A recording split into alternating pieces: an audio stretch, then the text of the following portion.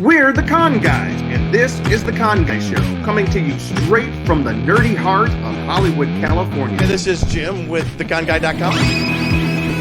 She's been here with theconguy.com. Katie here, aka the Con Girl.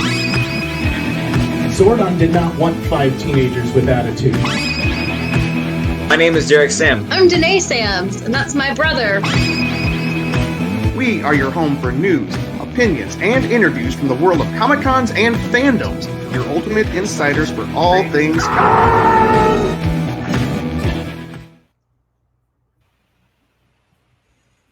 Oh wait, I gotta figure out how to make this picture go away. We don't have Oh Jen. no, we're stuck There with it that is. name. Yeah. Hi, welcome. I know, wait, I don't think we have anybody watching live yet, but we will have people watching this later. Derek, don't tell them that. They'll think we're Oh, not cool. But no, if they're not watching, they're not gonna see it. Hey, no, somebody just got on. We're not gonna have as many tonight because we didn't really plug it as much, but welcome to the Con Guy Show. We finally got more Stranger Things. We have watched the chunk of episodes that just dropped, and the SAMMBLINGS are here tonight to talk about, wow, all the things there are to talk about. Strange things, stranger, and maybe even strangest. But I am Derek Samms, one half of the SAMMBLINGS. I'm a regular on the Con Guy, and I'm on Twitter at ConGuyDerek. Who are you?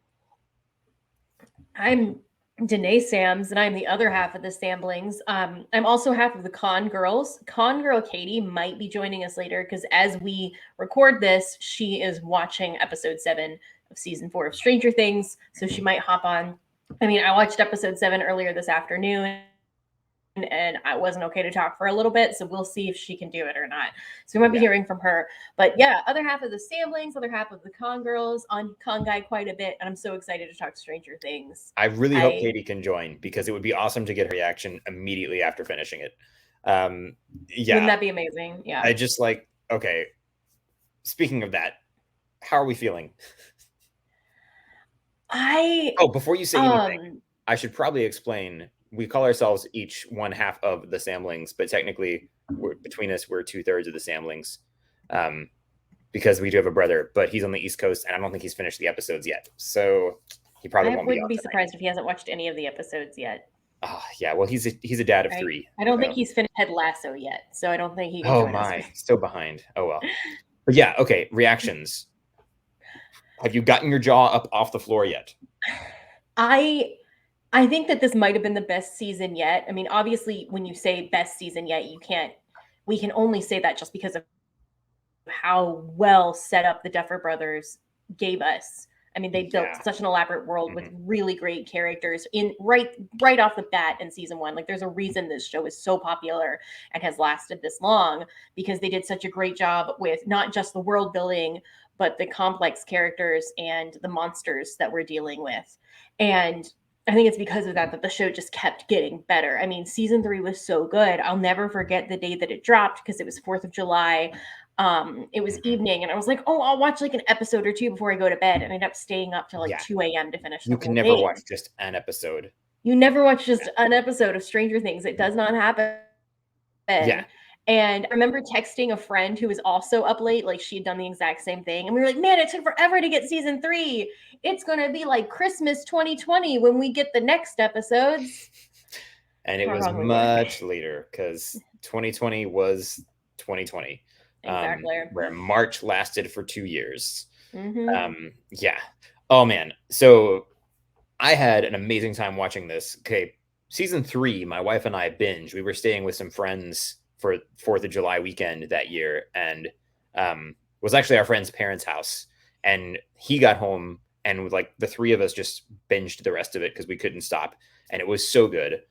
And this season, yeah, it's so hard to say. Like, part of me wants to say it's my favorite. There were several times while I was watching it, I thought, wow, this might be my favorite season so far. But I also just rewatched all the other seasons, and there's so much that I appreciate more when I rewatch too. Like, I always thought that Dustin was my favorite, but then I go back and rewatch, and of the gang, like, I really like Lucas. I mean, just the way he's like gearing up to go and fight on his own if he has to. He's like gonna go and rescue his buddy, and I love that. That slingshot really his comes wrist in handy. rocket. Yeah, He was ready. He was ready to take in on the season 3 in Demogorgon by particular. Remember, himself. he like uses it to pop the balloons and distract the mind flayer so they can get Mhm. away. There's so much to love. And then this season we got all the characters that we have loved for so long being themselves. I really appreciate this show has remained faithful to the characters. They have not betrayed their audience the way some shows do. When this show throws a twist at you, it's not one of those things where you're like, oh, come on. It was one of those, it's a twist that, like, any surprises they lay in there, really, they earn, you know? It's, yeah, the fast and slow moments too, they earn. It's not meaningless action when you've got a lot of fast-paced action. And when things slow down a bit, you're not bored. You know, you're really invested in the characters. And that's what I really love about this show. And I had to pause season 7 like halfway through, or sorry, episode 7. I had to stop partway through because I was like, okay, I've got to go to bed. Hey, we've got a friend. Jonathan Wilkinson, a regular viewer. Thank you. I'm so glad you're here. SAMMBLINGS works too. I like that. But yeah, I stopped it. I hopped on like a night or two later to watch, and my mother-in-law was visiting. And, you know, for anyone who doesn't know, my wife is Filipino. My mother-in-law, like, she and my in-laws came over when they were young with their families from the Philippines to America. They've still got accents. My mother-in-law makes amazing food.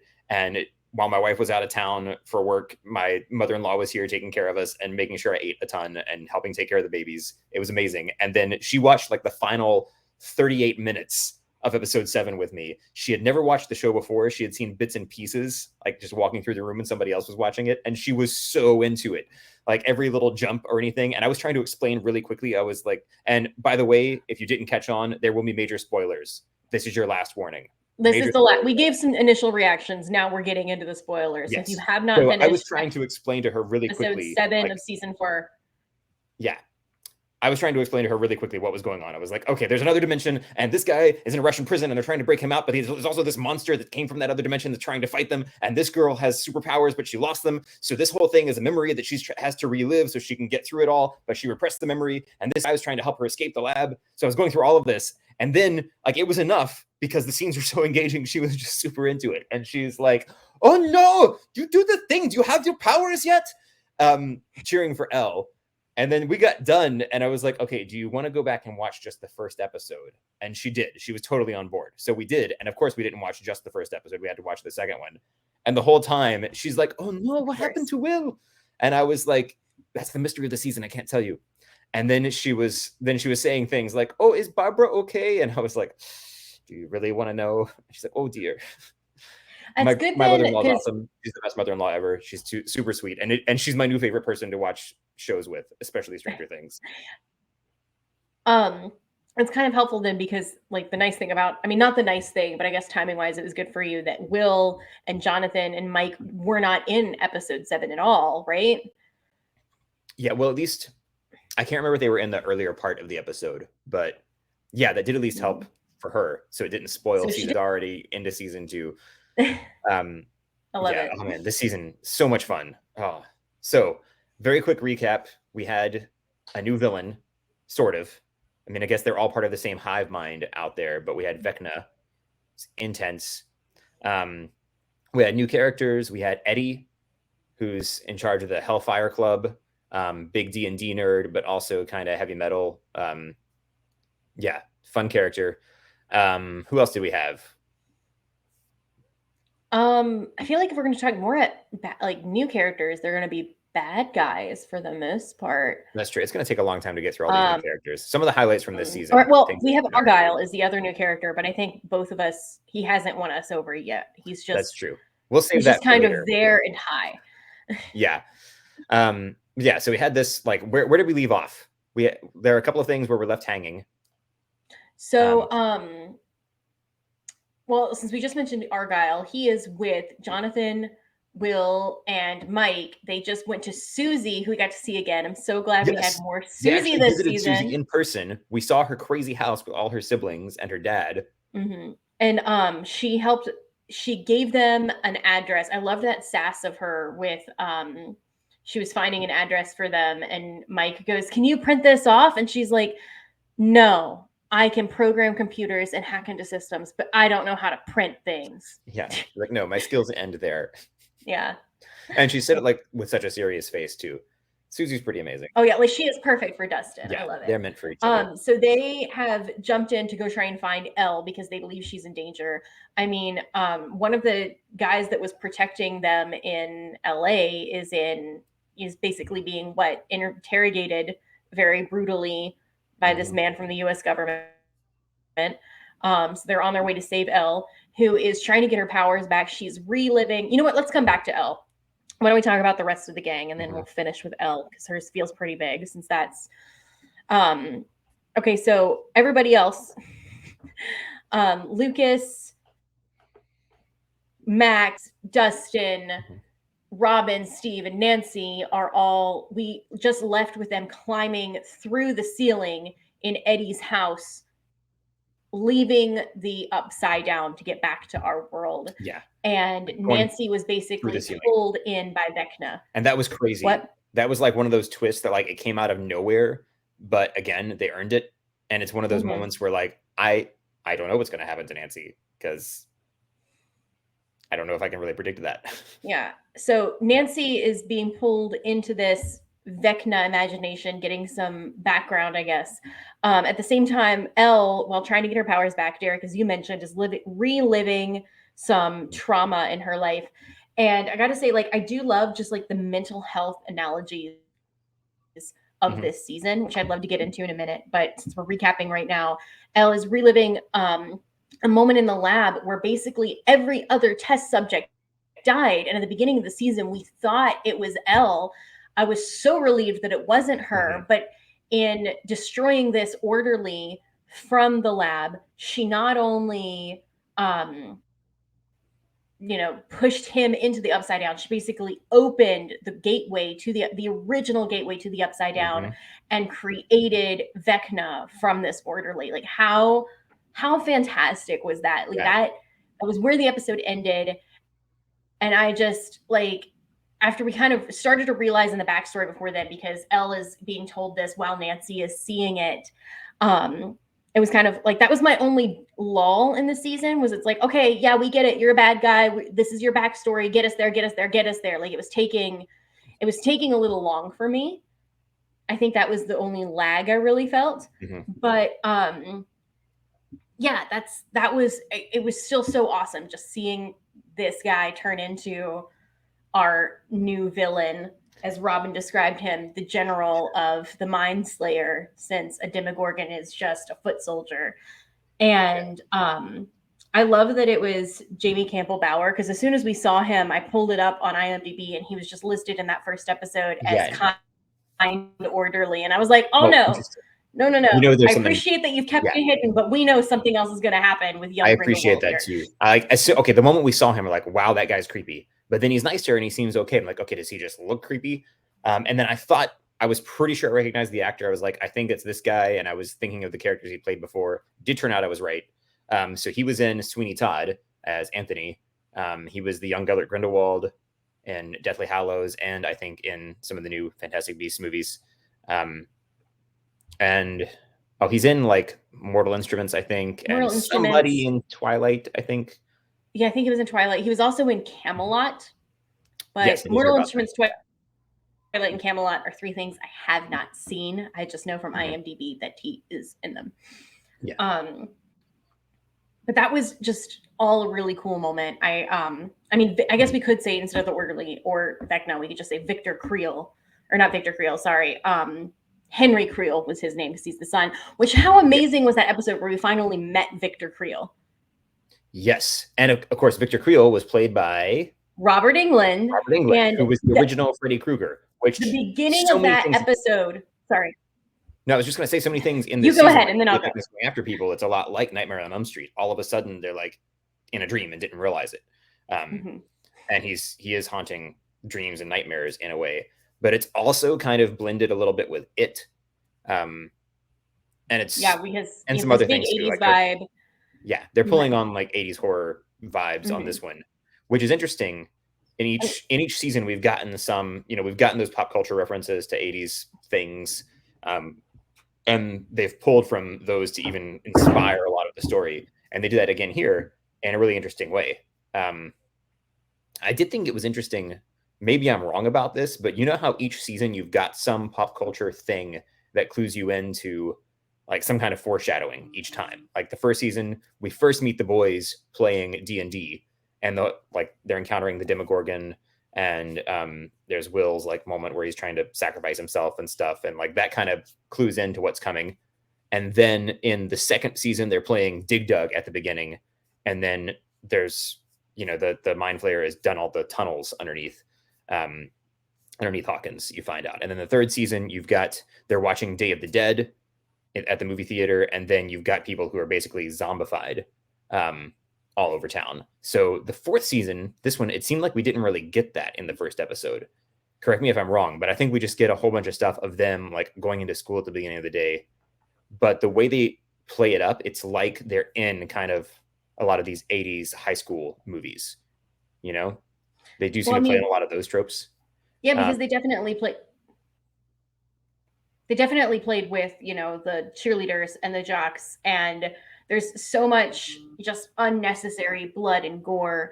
And like you said, it was very reminiscent of it, which actually, while I was rewatching Stranger Things to get ready for this, I had just finished reading Stephen King's It, and I was rewatching the movies.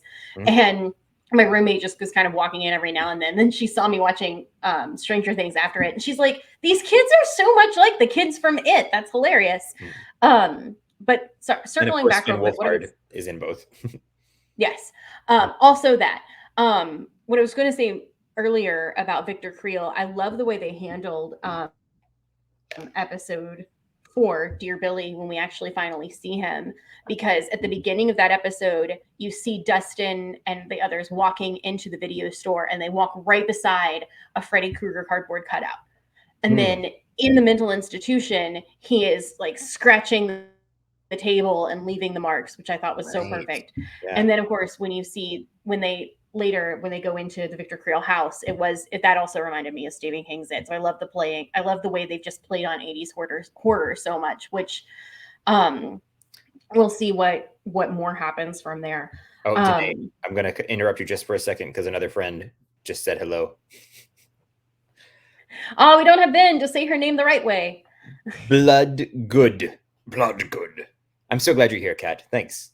Kat, we love you. Mm-hmm. Kat has been so supportive all the time.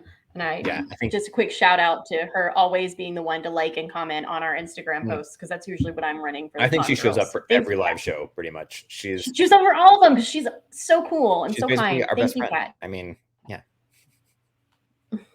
Which Jonathan was another of our best friends, but he had to leave because he wanted to avoid the spoilers. Spoilers. Again, if you're joining late, we are talking all spoilers for Stranger Things 4, which was so good. I cannot get over how good it is. I've been doing recaps of every episode on Instagram for the Con Girls, if you don't follow us on Instagram. And each time, every episode, I'm just like, oh man, I can't, this is so good. And I run out of time to talk because I'm just so amazed at every aspect of this, from the writing and the acting and the directing, and also just the CGI and special effects are fantastic, because there was a lot of it this season, a lot more than I think we've ever seen before. And places where they did a lot of practical effects too that worked really well. I so appreciate that. Yeah. Yeah. And the whole thing with Elle at the beginning, like I was a little unsure what was going to happen with that, but it was just around episode 3 or 4, I was like, I betcha that Vecna did that and she was trying to fight him and save everybody. And so I was right, sort of. Like I was partway there. I did not realize that Vecna was also that orderly who'd been nice to her was one who was also Vecna, and that like Vecna was created in that moment. My goodness, that was crazy. Also, just how perfect were like the names of the bad guys this season? I mean, I know they always nail it on Stranger Things, but there's nothing like the surname Creel to really just that totally sounds like an 80s horror character, right? Mm-hmm. It definitely does. Yeah. So Derek, you mentioned the beginning of episode 1, we see them all going into school. Something that does happen in episode 1, which was easily my favorite moment of the season, was they need to find a replacement for their D&D campaign because Lucas has to play in the game. And I love just that montage of them asking everybody and just Max making fun of them the whole time. Typical Max. But the fact that the national anthem is playing and in walks Erica, American flag draped on her shoulders, ready to go. And then, of course, during the game, Erica saves the day as Lady Applejack in their D&D campaign. Erica has got to be my favorite character now. She is so great. And like you go back and rewatch season 2 and 3 and catch these things where like just the facts. She says that like the first time we ever meet her, and then it's her catchphrase later. But yeah, like and she can get annoying because she's difficult to deal with, but I love her so much. And she's like at her prime when she shows up with that American flag around her shoulders, and her name for D&D is Lady Applejack. Like they don't want to let her play, but then she like she describes her character and like all her skills and everything. Yeah, and she like just outshines the rest of them. She's amazing. Yeah. I wasn't finished earlier. Sorry. I'm sorry. I really loved that moment of her saving the day at the same moment that Lucas is saving the basketball game, and his friends miss it, just like he missed the D&D. Which I mean, you and I were never sports people. We're not still not sports people. I had never really played organized sports, so I don't understand the appeal as much as others do. But I think that scene also made us like Eddie so much more. I think it made us understand him a lot better because he was so in character as their dungeon master too. And then of course, later on, Mike explains he was the one that took them in and made them feel at home as freshmen while Lucas was accepted by all the jocks. Eddie accepted them. And I thought that was awesome. And it made me like him a lot more because like Erica, he was difficult to like from the beginning. But yeah, I think we've talked about this privately, but not here. I think Erica is going to be the one stepping forward in like one final move to help them destroy Vecna at the end. Yeah. Just because of that. Because of the way, exactly, like the D&D thing seems like it would be foreshadowing. Which exactly, and they always do that so well. Yeah. So like we didn't get some pop culture thing in the like very first scene with the kids to give us that foreshadowing, but maybe that scene is going to be our foreshadowing. Or maybe Lucas will be the one to save the day. Or it might be somebody else that we don't expect in some way. Yeah. Like someone coming from behind and like the smallest person is going to be like Frodo or something and step up.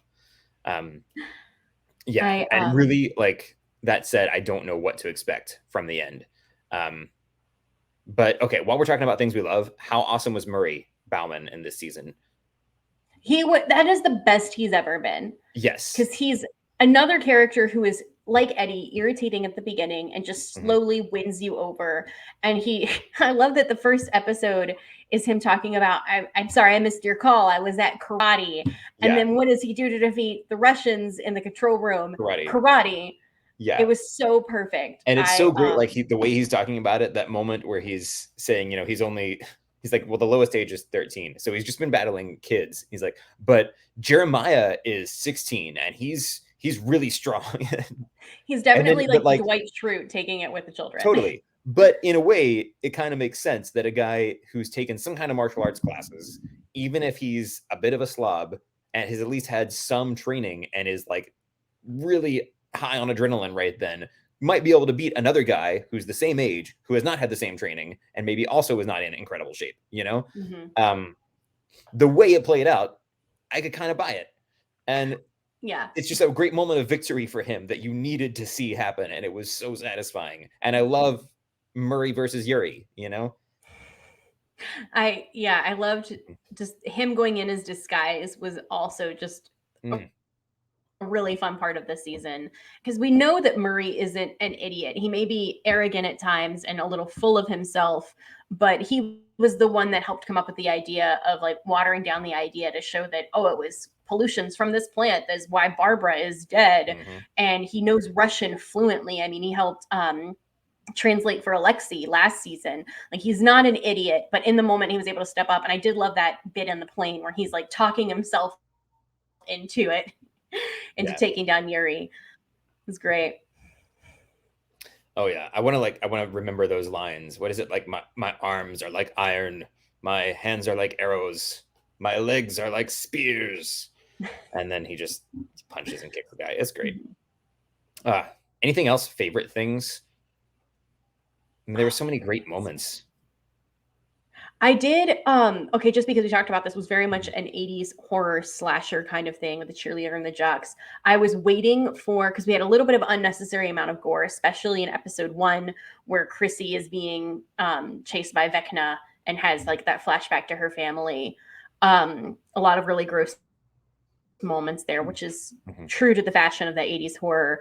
I really did appreciate that moment when in episode 7, Nancy is, for lack of a better word, possessed by Vecna, and she is in the pool where Barb died, and just an obscene amount of blood just starts pouring into the pool. I thought that was very on brand. So That's true. I wouldn't say it was my favorite moment by any means, but I was like, okay, I appreciate this. We are on theme right now, especially as we're entering the climax of the season.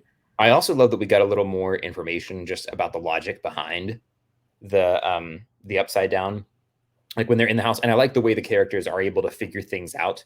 This is one thing I always love about the show. The characters are just smart enough that it is believable, and that you can still follow along and like them. You know, they're not too far ahead of the audience to where they're figuring out things too easily, and they're not so far behind the audience where you're just getting irritated with them. But they're kind of like right there. And that's a really difficult balance to get as a writer, I think. But they figure out that the things in the upside down are only there based on what was around on that specific date that Will went missing, when Elle made contact with the Demogorgon that time, which is interesting. Like, still trying to figure out some of the logic of that. Like, I guess somehow like all that stuff in the upside down was created based on just a snapshot of our world at that moment. And then figuring out like, okay, so this is how the lights actually worked. The way Will was able to trigger them. We get a little more information about that. And it's done in a way that like it doesn't take away from the story too, because it was things the characters were needing to figure out in the moment as they went. I do appreciate that.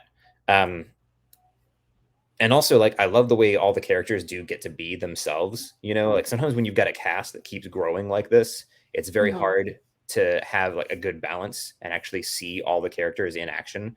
But the way they've got them spread out and you've got them still in groups together, it doesn't feel like they're just completely scattered. It feels like people are each doing the things that group needs to be doing. And they're still working together.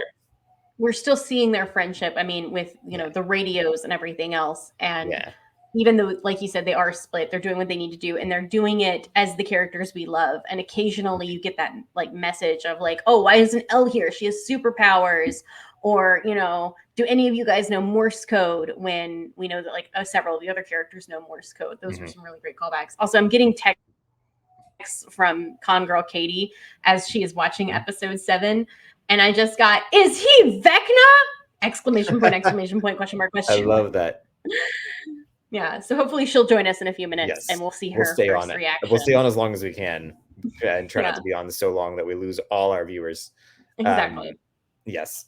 Okay, so we've talked about some of these great things. Let's talk about some of the things that we weren't huge fans of, because even the greatest of shows, which just might be this one, is going to have some things that aren't perfect.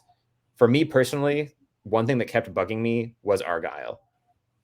And like, I know, I wish Jim was here. He'd probably disagree with me. He probably thinks Argyle was really funny, and he was funny in some moments. Except like, I just think that stoner character has been done so many times in so many movies and TV shows. And I've seen that person in real life so many times, and I've hated him every time I've seen him because it is so irritating. I don't like that Jonathan has become such a loser that he's just getting high all the time with Argyle. And it seems like he's accomplishing nothing, and he's ruined his relationship with Nancy. Okay, here's the thing though. Jonathan has always been a creep. Yes. I've never been a big fan of him. So I don't really feel upset that he and Nancy are on rocky ground right now, because she has grown a lot as a person. She's doing a lot better. Steve has grown a lot as a person. Robin has grown a lot, and we've only known her for 2 seasons now. Whereas I haven't seen that from Jonathan. He's just kind of stayed weak and honestly still a little creepy to me. I mean, the creepiness is in the first season when he's like following and kind of taking pictures of people without. Oh, he's taking pictures of Nancy when she's taking her clothes off. He never. That's disturbing. He never really had a comeuppance for that. Yeah, he never really overcame that creepiness. Granted, in many ways, there's still like goodness to him with the way he takes care of Will, the way he wants to help all his friends and everything. Mm-hmm. I'm hoping that he can like somehow just ditch Argyle and redeem himself a little more in this season. Yeah, as you were saying, with Argyle, I was also kind of frustrated with this character. I felt like his only purpose was to give the guys a vehicle to drive around in and to explain what was happening, because it was somebody to talk to remind us of what has happened in the past and to provide some explanation as to what needs to happen next, which is a little bit on the lazy side for me. It's not quite the same. Yeah, it's not quite the same as just because we're talking Stranger Things, and I just mentioned this. I mean, Robin, we grew to like her. She was irritating in the first episode in Scoops Ahoy, but she was like, "Oh, get a Russian to English book." She learned a couple of languages, so she was helpful in a few ways, and we grew to like her. Or, I mean, a big change in, Nancy was part of her kindness with boys. And we saw, of course, everybody loves the relationship between Steve and Dustin in season 2 that really helped that character grow a lot. We just haven't experienced that, Jonathan. And I don't think Argyle is the way to make us like him more. He's a plot device more than anything else. Yeah. And like that actually does touch on something else that was bugging me a little bit in the later episodes of this season. I don't know that it's something that they could have avoided, but there was so much plot that had to be explained that it felt like a lot of the dialogue was just the characters explaining the plot to each other. Which one thing that I've always loved about this show is how great we just get the character moments. Like in the first season, Hopper is not just out there looking for Will and talking about, the possible conspiracies going on. He's relating it back to his own losses, like the fact that he was in Vietnam and that he lost his daughter. And we do get like still a lot of that kind of character-based stuff from him in this season. But so much of that 7th episode, I think, when you've got the characters, you've got part of the gang in the Upside Down, you've got the other people trying to get them out of there. Like so much of what's going on is just people talking about stuff, talking about the plot, explaining it for each other and really for the audience. And it felt like we had so much of that in that one episode that it was getting a little tired. But at the same time, there were also some really cool things that we learned in that episode, which helped to make up for that a lot. Just like, we've got that thing where Henry Creel / Vecna is explaining his whole stuff. He's monologuing for a little while there. But it's also this huge reveal where if you might really be in the moment and just experiencing, oh my goodness, I can't believe this. So that it doesn't bother you that he's just monologuing it, I think I did have a long moment of like, oh my gosh, this is awesome. But it did get a little too dialogue-y, where it was with some of the visuals we had, we figured it out pretty quickly, but then he still had to say it.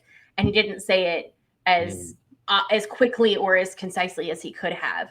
I mean, so often in horror films, it's like, oh, I had to do this. And then we see like a few quick shots where it's like, oh, that explains the thing.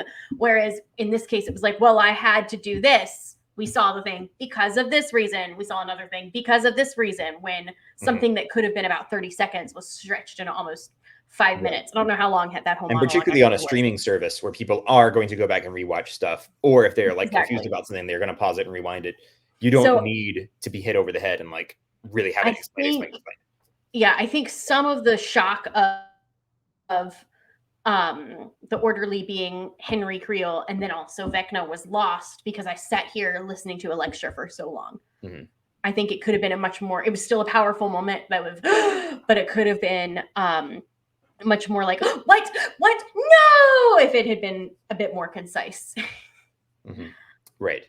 And it's also a little bit of like, what was the reason for this character to explain all this stuff to 7-11 in that moment? Because he didn't necessarily need to go into that whole explanation. Unless he just, I was like, as a viewer, I was trying to like find an explanation for why he was going into all that. Especially when it's Elle remembering something that had happened already. Yeah. Not something that we had seen, but it was really a flashback for her. I think you could have cheated a little bit with the character, with her realizing, oh, it's because of this. I mean, so often we have characters in the show, like you said, realizing things faster than the audience. But I feel like that was a moment when you could have gotten away with it just for the sake of pacing. Yeah. Well, I mean, like, what's great about the show is usually they do handle that really well. The characters figure something out just a step ahead of the audience, you know?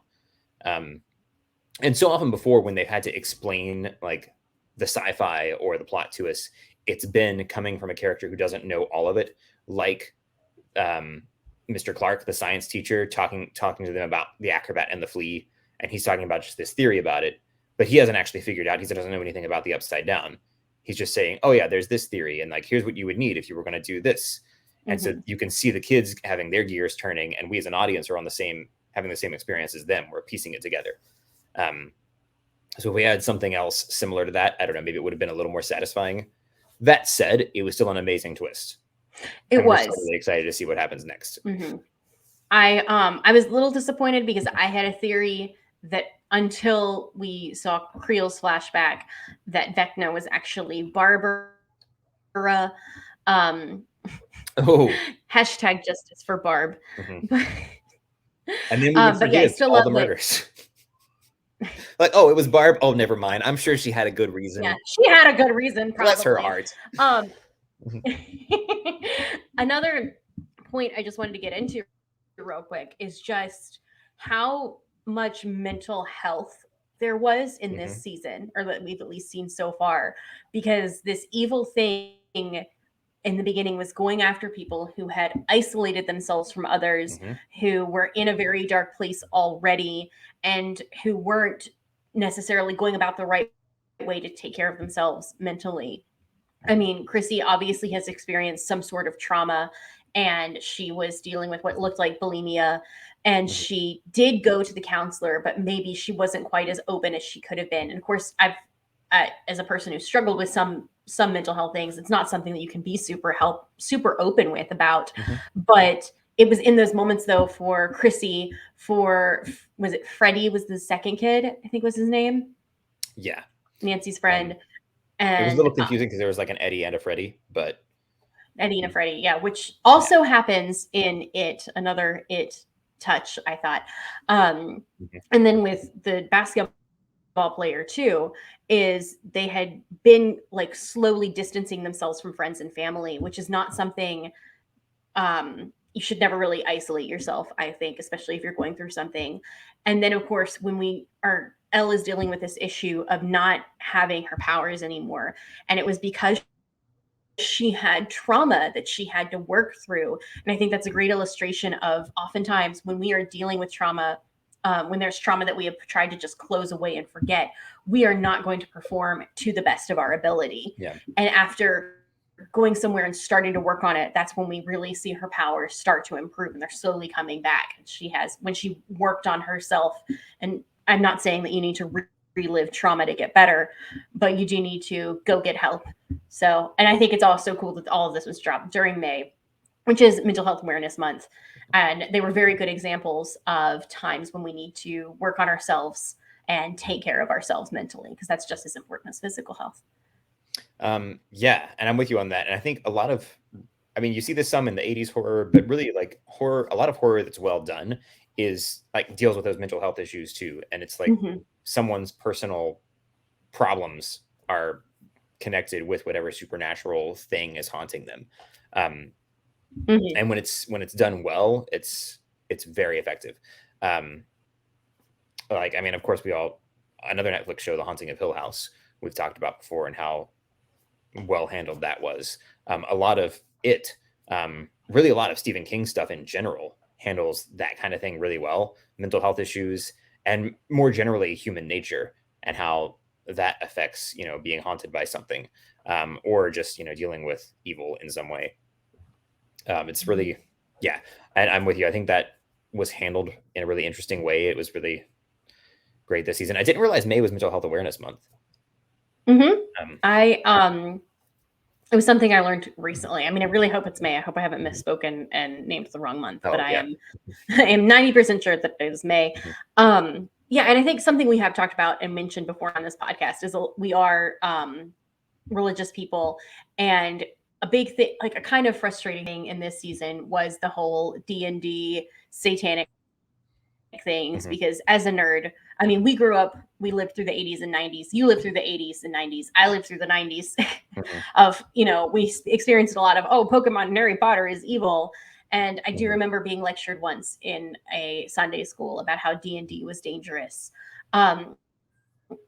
So that definitely was frustrating, not just as a nerd, but a religious person, to see this jock kid who in no way has acted the way a Christian should act until that point, suddenly start quoting scripture to rally people. Right. And that's frustrating. But at the same time, Go on. At the same time, though, it's very frustrating because, something that was well done, like we mentioned, was the way evil will go after someone, because there are evil things in this world. I know we've interviewed ghost hunters and things and talked about, like, we all on this podcast at least believe in a supernatural element to things.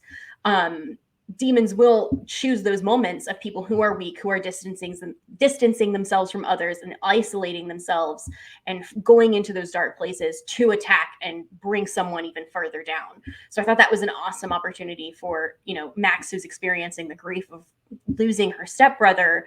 She has broken up with Lucas. She's really distanced herself from her friends. And whenever she's out, she's listening to headphones and not talking to anybody. So of course, Vecna chose her as a means of attack. And what saved her from Vecna was being reminded of her friends, being reminded that there is good in this world, and being drawn back to it through the music that she loved, but also her friends encouraging her to fight and come out of it. I thought that was awesome. I really loved episode 4.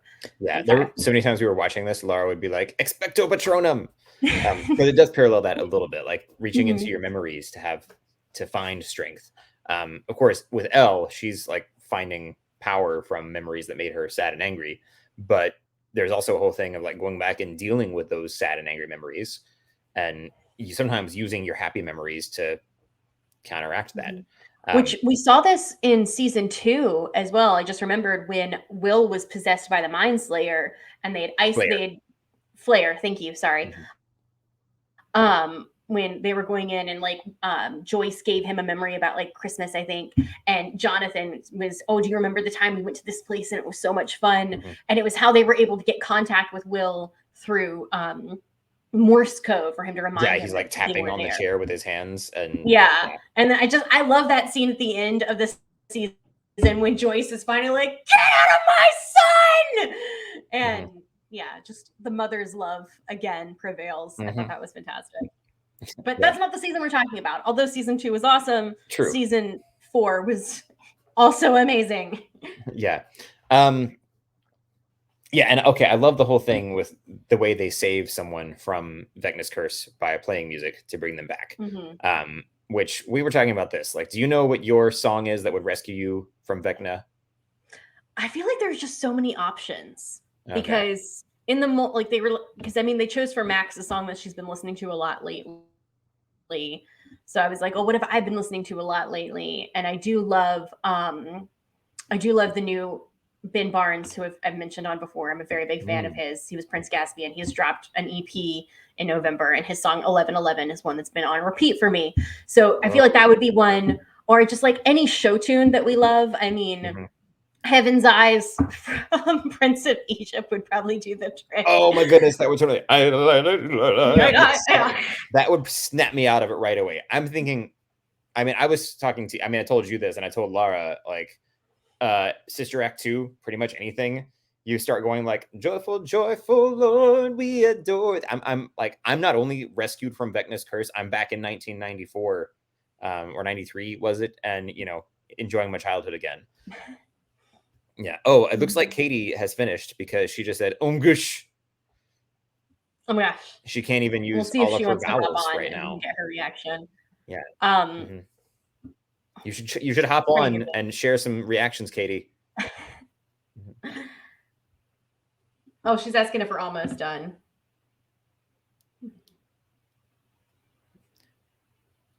I know that was my thing. I couldn't narrow down just one song that would save me from Vecna, because I listen to quite a bit of music. That was something I got on my Spotify Unwrapped, was like, you spent a crap ton of time listening to music this year. Well, I love how this was the artist he's listened to the most, and it was about 50,000 hours. of your 800,000 hours on Spotify. I mean, Stranger Things has been like, oh, hey, Katie's joining us.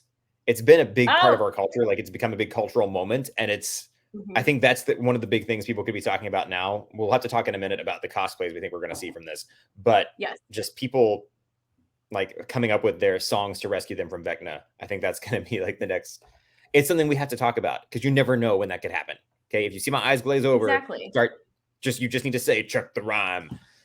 Okay. Hey, Katie. Hi, can you guys hear me? Yes, we can hear you very well. Okay. That's awesome. All right. I was like, I have to use my earphones because I'm on my phone and I don't think it would work. And you might hear an echo if I didn't. Okay, tell us how you're feeling. Well, so I texted Danae like right before. I don't know if she shared, and I was like, oh, interesting place for them to stop it. Like leaving Steve like that would be a really good way to end it because everybody'd be like, no, not Steve. Until I watched episode 7. And I was like, oh, if I have time, did not realizing that's an hour and a half episode. So I just finished it and I figured it out a little bit late, but I did figure it out. I was like, oh my gosh. Spoiler alert. I'm sure you guys already said that. It's like, oh my gosh, he's number 1. And then like 5 seconds later, I was like, oh my gosh. Is he? And Danae probably got my text, but I was like, is he Vecna? Is he Vecna? I have to say, they overall reactions over just finishing it like 3 minutes ago. They brought it this season. Like, yeah, they did. Because I think a lot of people were thinking, oh, can Stranger Things come back? It's been 2 years. Does anybody still care about it? And the Duffer Brothers were like, they're like, oh, have we got a treat for you? Because that was insane. I'm a little mad that we didn't get a full-on reunion before the last 2 episodes. But at least we got one reunion. So, and a big reveal. I'm hyped. This was cool. This is making me kind of want to rewatch the whole series. Okay, Derek and I each did a rewatch before watching this season, and I think I'm so glad I did. It helped. We started it, but we did not finish it. So, something we were just talking about is what song would save us if we were eyes glazed over under Vecna's curse. What song do you think would save you from Vecna? I asked Emily this literally while we were watching it tonight. And I'm like, Emily, what song would you play for me if I was under Vecna's curse? And she just had to think about it. And then she was like, probably something Jonas Brothers. And then I was like, oh, which one? And then she's like, oh, yeah, the one that they did for the Olympics. And I was like, okay, that's fair. Like, that's a good, solid choice. Remember This by the Jonas Brothers. For her, I would probably play like Bye Bye Bye by NSYNC. Because if that didn't work, she's SOL. Something by NSYNC was all. I think I could literally play any NSYNC song, and her stuck under the curse world would not be able to avoid still doing the Bye Bye Bye dance. Like she would be in the dance, like I gotta do it. I gotta do it. I thank you. She's right there. I was like, you're not wrong. But yeah, what about you guys? What did you guys say? I mean, I said basically anything from Sister Act 2. Okay, all right. You know, especially Joyful. I mean, Oh Happy Day would work, definitely. Is that why Danae was talking about Prince Caspian when I first joined in? Yep. Okay, that makes sense. Yep. That tracks. 11:11. Very appropriate. Also appropriate, yes. But yeah, I gotta say, I'm a little mad I have to wait a month now. But it is what it is. We might have to do like a con girls live watch of the finale. Because I mean it's 2.5 hours. So like it's a how glad are you that we got 7 episodes instead of 5 like they originally announced? Because that would have cut it off at like when we saw the basketball player who was killed, like right just above the lake. Were they gonna do like 5 and 4? Yes. Yeah, because it is weird to me that they did it such a weird split. I get now. It was for the point of storytelling instead of just like balancing. It's like you showed us the first 2 acts instead of the first act. Yeah. So it's like you showed us act 1 and act 2 for people who are familiar with the screenwriting process and all that stuff. That's what they showed us. So I think it would have been a little weird if they ended it at 4. because there would have been a lot of like it would have been a lot to have all air at once at the end. Like it would, I feel like if they had ended it at 4, people might not have been as interested to watch part 2 because there wasn't a lot of suspenseful stuff that we would have gotten. We got a lot in episode 5, 6, and 7. We got a lot. Yeah. So I think they could have ended it, like I said, at 6, but I think 4 would have been too early for them to split it up. If they had ended at episode 6, it would have been like Steve getting attacked by the bat things in the Upside Down. Yes. That would have been really hard on me. Yeah, that would have been hard on everybody. I think that would have been hard on everybody. I think they chose the perfect point though to split it, but I think it wouldn't have been nearly as. I think yes, we all love Steve, especially now that he's like a better character. But I feel like it's one where it's like, okay, if we lost him, how upset would we be? I don't know. It would just it would have been to me about the same as stopping it in 4, watching this basketball player be killed above the lake, because my biggest concern in that was like, oh my gosh, this kid saw it happen right after Eddie said get back. He is convinced that Eddie is the culprit now. And I'm wondering, like, because generally speaking, this show doesn't kill off major characters. I mean, we did lose Sean Astin in the same season that he was introduced, but that's not and the same. We lost we lost Billy. They're all like secondary characters. Yeah. And Barb. But by the way, guys, my phone is at 10%. I might cut out at any time. So just saying, if you need do you to think leave, it's possible that's we could lose anyone awesome. that has been around since season 1? Like, what's up? Like Steve or Nancy now that she's like still in her Vecna trance. Yeah. And that's where we left it. It's funny, Emily, and I think anybody who knows me or follows me on Twitter knows that I hate Nancy. I've hated her since season 1, and Emily goes, "Yeah, but she's kind of like better this season," and I'm like, "Yes," and I'm not okay with the fact that they're trying to make me like her now because I've had 3 seasons of like absolutely hating her. So I'm like, yeah, she's kind of badass, but like, but that's how I feel. Like, I feel like they want me to laugh at Argyle. And we just don't like him. You guys don't like him? Not a bit. No. Okay, but do you like Eddie? I do like Eddie. Okay. Yeah. He's not a perfect cinnamon roll, just to pull a phrase from 2013. But I think there's so much room for improvement, and we see him trying to improve. And I do like him a lot. Okay. I would be very disappointed if something happens to Eddie, but I mentioned this in my Con Girls post earlier today. I have a feeling we are going to lose somebody this season. Oh, I think we have to. Yeah. I keep getting that feeling too. Okay. And, sorry, you finish and then I've got some thoughts. I was just going to say, like, I don't think it's going to be a side character this time, like the way we lost Billy last season. I think it will be not one of the original like D&D crew, but I could definitely see something happening to like Nancy, Jonathan, Steve, or even Max. I was really worried in that episode that we were about to lose Max, and I was not going to be okay if we did. Well, I heard a rumor that Millie wasn't guaranteed to come back in season 5, but I don't know how you have a show this show without her. I don't know how you possibly do that. I mean, even if they killed off 11, I feel like she would have to be in flashbacks at some point. Yeah. Yeah. Mm-hmm. There's talk of a spinoff. I don't know what they would do. Like there was some little thing I read that like maybe it could be a spinoff about 11 on her own. I don't know. But yeah, like I think it's totally possible we could lose Nancy. And I think losing any of the major characters might be a bold move from the writers, but I think we've gotten to the point where we can generally trust the writers of this show. Well, and next season is supposed to be the last season, isn't it? Yeah.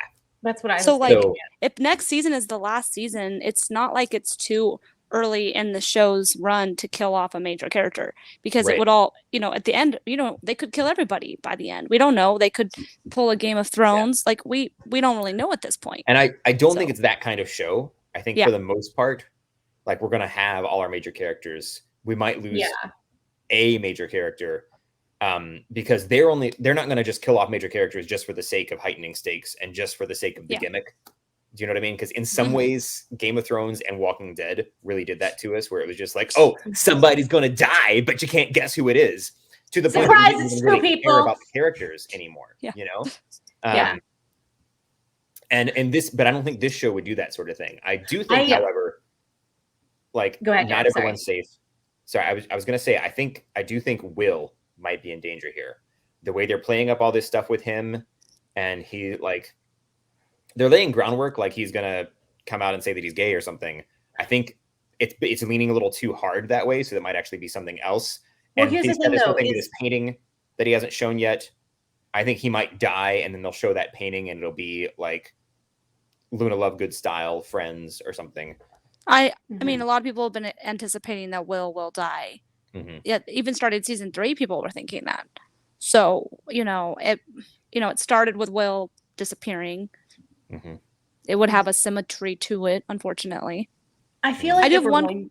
Sorry, go ahead, Katie. I do have one question to ask you guys, just in case I lose you guys. From a writing standpoint, as you guys both being writers, do you think, and I haven't seen any interviews with the Duffer Brothers to know for sure, but do you think that having 3 years in between these seasons, do you think they fully utilized that with the writing of this season?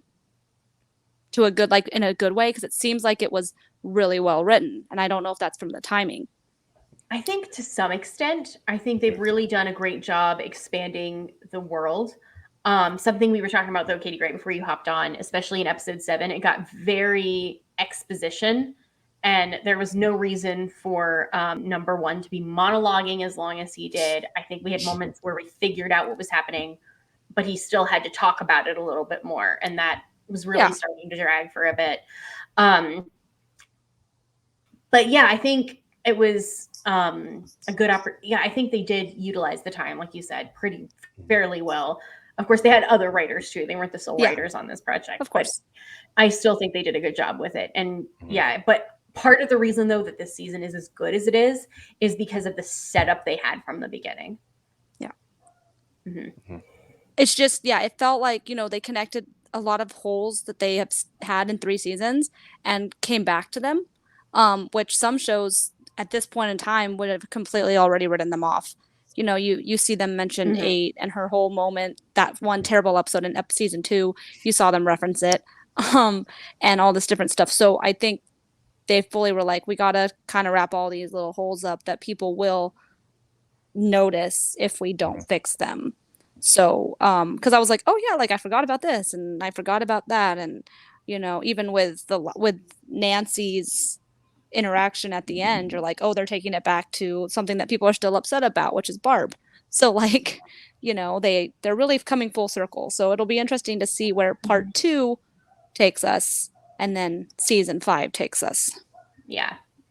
I kind of what we were mentioning earlier when it comes to killing someone off, I agree with Derek. I do not think they will do it for shock value. I think it'll have purpose.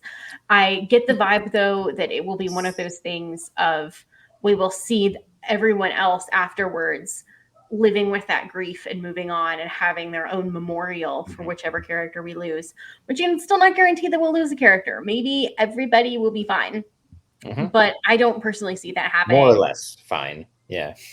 They'll probably need some therapy, but considering the trauma, they'll be doing okay. One other note I did want to make that I think was of importance. It gave me such 80s horror movie vibes. I know you guys aren't as much into horror as like me and some of the other con guys are, but first of all, Freddy Krueger being in the show and being references and there being references to Nightmare on Elm Street and giving that vibe of Nightmare on Elm Street with him in the movie, in the show. And the very first scene where you first see the death, I was like, this flat out reminds me of 2 things, Nightmare on Elm Street and Supernatural. Both of those things, it had that vibe for.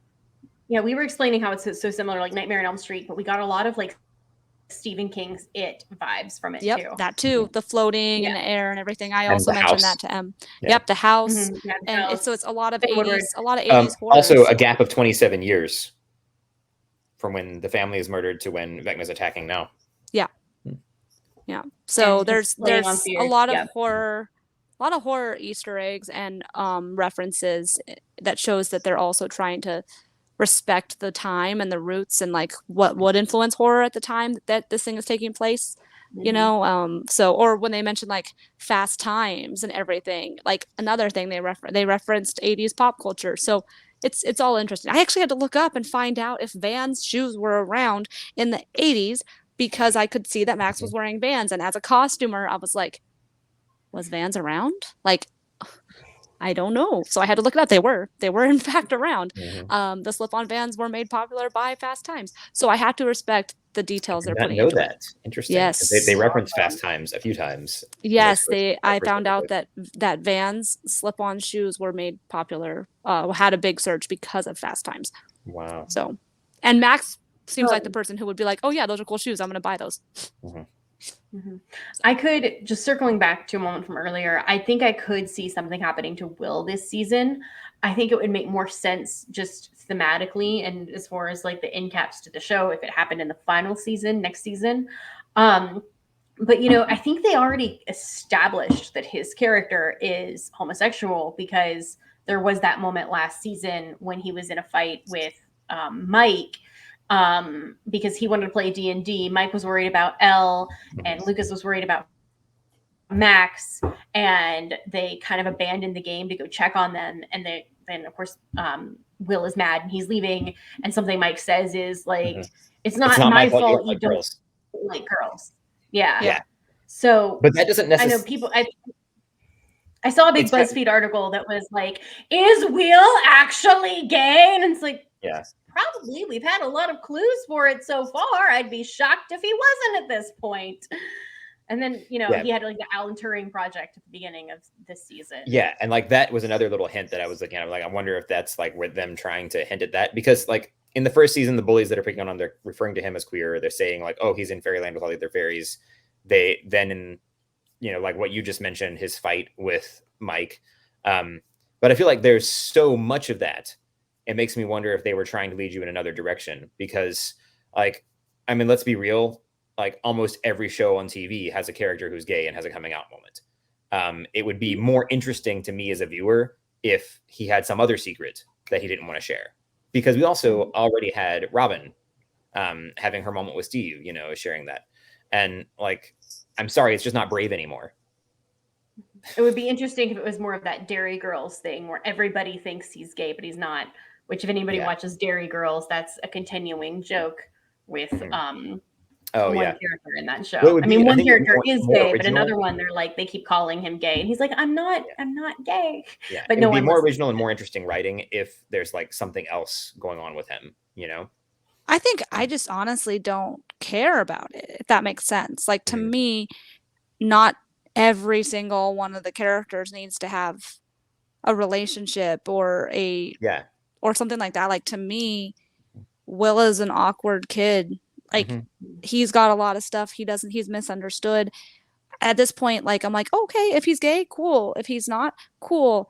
It doesn't matter to me what who his character is. But you know, I can understand how coming from someone who is LGBTQ, they might be wanting that, be like, hey, yeah, like this would be important to us. And, you know, sometimes that's important too. So I think it all just depends on what feels natural for the show. You know, if that's the decision they want to make where Will is in fact gay and that is written the way and it's the way that they want to handle it, I think it's great.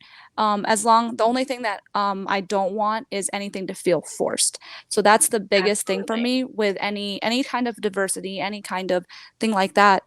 You just want it to feel natural. You want it to feel organic to the story, because as soon as you start to do it just to tick boxes, that's where it gets a little bit harder to watch, because you're just like, they're just doing this for this reason. I don't want it to feel forced. I don't want it to feel like a cliche. Yeah. So I care more about like, is Will going to survive the season? Yeah, absolutely. And something that always frustrates me is when romantic relationships are just really pushed with the kids, because none of these kids are 18 yet. They are kids, they are children. And I mean, that was a frustrating part for me last season, was how many just make out sessions there were. And I was like, these are children. Yeah. Let's let them be children. Yeah. Stop sexualizing children. I think that's why for me, I said, I don't care whether Will is gay or straight or bi or whatever, because he is a freshman in high school.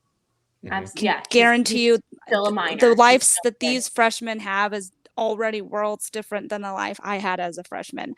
So like, you know, for me, I'm just like, he's in high school. He's got time to figure this stuff out. And I don't need to see him figure out every single aspect of his life, especially after the trauma that kid went through. Yeah. So, but yeah. All right. I think I'm probably gonna cut out, so I am. That's That's all right. fine. I was just about to deliver final thoughts here. Yeah, I was gonna say so. let's do some final thoughts, maybe directions we think the last 2 episodes are gonna go. I love that they're really long. We've got like over 4 hours coming in those 2 episodes. Yeah. Oh my gosh. Yeah. Do you guys want me to go first, just in case I cut out? Yes, go.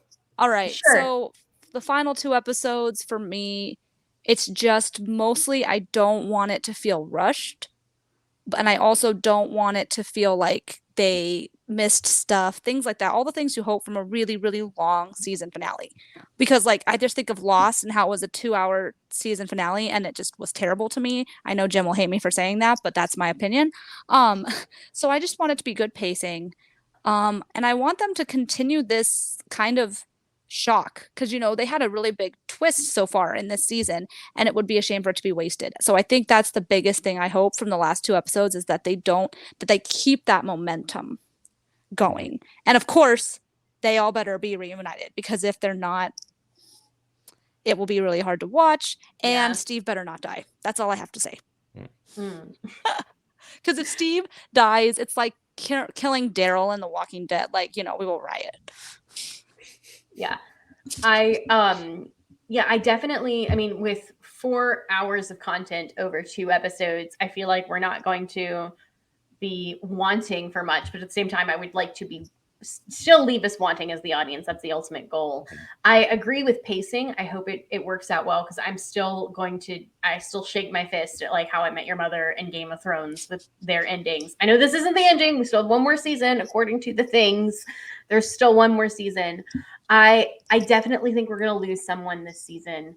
I don't know if it'll be Steve. I feel like that was kind of a teaser with him getting attacked by the upside down bat things. I do think we're going to see a lot of cosplayers at Comic-Con, though, shirtless with just something wrapped around their middle and a hairy chest. Like that's going to happen quite a bit. Yeah, maybe a jean jacket over that. Yeah, maybe. And a lot of 11s with her outfit that she's in when she's in the tank. Oh yeah. We'll probably get a lot of Eddies. Yeah, lots of Eddies. Lots of and I think some Argyles. Ericas with the American flag around her shoulders. That was so cool. Best moment. I'd vote for her. Yeah, totally. I think coming up, I think you're right. I think we've got a very good chance that we might lose a major character. I do think that in some way, if it's not Erica that makes the decisive move against Vecna, it will be some underdog, someone unexpected who doesn't seem like they've got anything to offer, who's going to come up and be like, boom, and beat the villain. Maybe it's Murray, maybe it's Argyle, and I'll end up actually liking him, and then he'll die. I don't know. But if Erica sacrifices herself, then she will go down in history as the greatest hero on this entire series. Maybe in any Netflix show in history. I will riot if something happens to Erica. I will not. I would not be okay with it either. But I don't think the audience would like that very much. I don't think so either. But I would probably forget about Barb at that point. Right. I think I could definitely see, just on the Argyle thing that you mentioned, Derek, I could totally see Eddie coming forward with something at the last minute and sacrificing himself just because he is the new character this season. I could really see that happening. Yeah, and in some really nerdy revelation way, he'll be like, "Oh, it'll be like this," and make another reference, kind of like the Mordor reference, where he's like, "Oh no, we can do that thing," or like him and Dustin, because they both kind of have the same wavelength, kind of thing. Yeah, I think whatever happens, I think we are going to have a great time. I think we're really going to like it, and we're going to be glad we got it. It's just going to be very hard to wait until July. It is. I think the only way we won't like it is if it's just suddenly someone wakes up and this whole season was a dream. And that's not going to happen. Let's be real. Exactly. It was all a D&D campaign. Oh, I stand by it. Every single monster they've mentioned in their D&D campaigns, there has been some sort of that monster in the Upside Down. So I think the Upside Down is a long D&D campaign, but that's just my semi on a whim. I could see that, but it's also for me, it's just children because they are children combating this evil force. It's their way of putting it on something they can understand. Their way of understanding it. Yeah. But yeah, Because they for have the me, Demogorgon and we have Vecna and the Mind Flayer. It's just their way of battling it and coping.